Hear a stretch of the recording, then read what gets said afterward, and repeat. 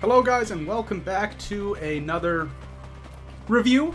Today we are doing a review of the DLC number 1 for Sword Art Online, Alicization Lycoris, Blooming of Forget-Me-Not. So, I'm just going to be talking about the general DLC. I don't need to talk about gameplay or anything because I'm assuming by now you guys have all played the game.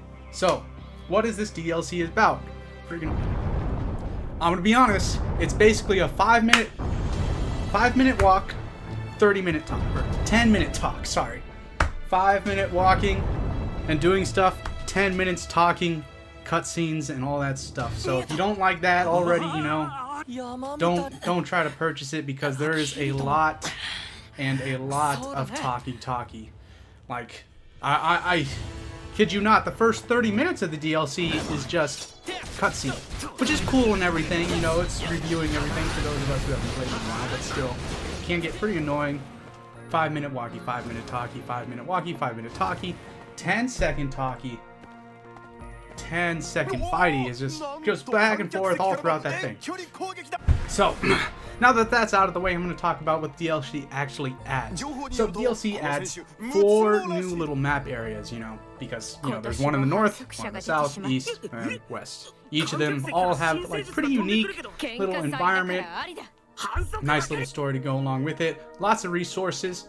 While playing in this, the new areas, you know, for the DLC, you get XT gear, which is, if you haven't, you know, seen the raids before, XT is extreme. So those pieces of gear get like pretty high stats and whatnot. So you won't have any trouble really with this DLC. Everything is pretty low level, you know, 65, 70. You only get to the hundreds once you reach like part 4 out of 5 on this. Then characters start getting to level 100 and it might be a little bit of a challenge. But basically, if you've beaten the campaign, you have at least like level 10 stuff or level 8 stuff, you know. That'd be perfectly fine. You can go and melt through everything however you please. Even when you're trying to go through and melt everything and just do it a little quickie, it still took me around 6 hours or something to play through it. So just keep that in mind, you know, if you're thinking like, oh, I'm just going to finish this in one day. It's a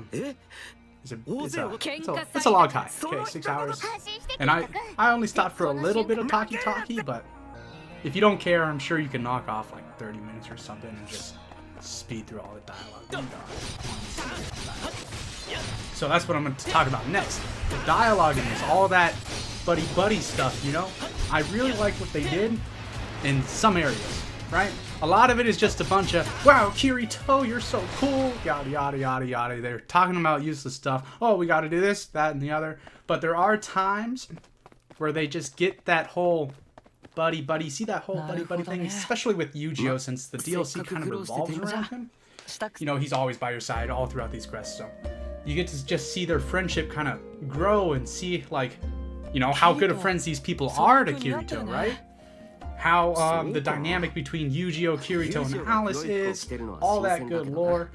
I'm trying to keep out all the important stuff because I don't want to spoil it too much, because just in case somebody else does want to watch it, it is a lot of good stuff. You know, this scene right here, it's kind of more silly than, you know, story, but so that's why I included it. I didn't want to spoil too much of it because it's really just a funny moment. You see, like, wow, that's their friendship dynamic. That's how they are. That's like crazy. I mean, to me, it's pretty interesting. Right? You get a lot of those scenes there, you know, to add to the gallery and everything like that. So that's always, you could always go back and rewatch it. They didn't do any, you know, drawn pictures like they have been doing in all the recent DLC and everything. You know how in the last DLC it's just like pictures that kind of move, slideshow. Oh, my hand is over here holding yours. Oh, we're actually holding hands now. Or, oh, this is a picture and my eyes change whenever I do it. No, they got rid of that in this DLC for some reason. Now it's all just using the in-game models to kind of, you know, picture that moment, right? So that's cool, I guess. I don't know how I feel about that, but because, you know, the art when it's all drawn out 2D like and whatnot, it kind of looks, it really does look kind of nice. But here at least, you know, they can do more stuff with it and make the people move a bit more, and that way it's just not just a picture of whose hands, and, I mean, whose mouth and eyes just move along. So that's probably the best part of this DLC is all that little side content you get, and that's probably why, that should be why some of you people buy it. I mean, I bought it because, you know, have to. I love all this stuff, you know, that those friendships growing is like, yes, give me that. Friendship growing, awesome. So, this DLC, 4 areas, right? 4 bosses. Each boss drops a different weapon. And then, after you kill all 4 bosses, you come back to Central Centuria, fight the final boss. Final boss, he drops the 5th weapon, he drops a sword, it's all nice and good. Final boss, I gotta say, he's one of the better bosses out there. He's fun. He actually feels like a final boss, you know. He looks like it. He looks beefy. He does big boy damage. He has super attacks and whatnot. And, you know, that's always fun. I've always felt like the bosses in this game kind of lacking in some areas, but this time, you know, I think they got the bosses kind of right. After completing the DLC, you can, of course, replay all the bosses, get their weapons at a higher drop. It's going to be much more difficult though, because once the bosses respawn, even on normal difficulty, they respawn at level 400. So you know that the loot you're going to get from them is going to be top tier status, and you probably want to bring along a couple yoked buddies.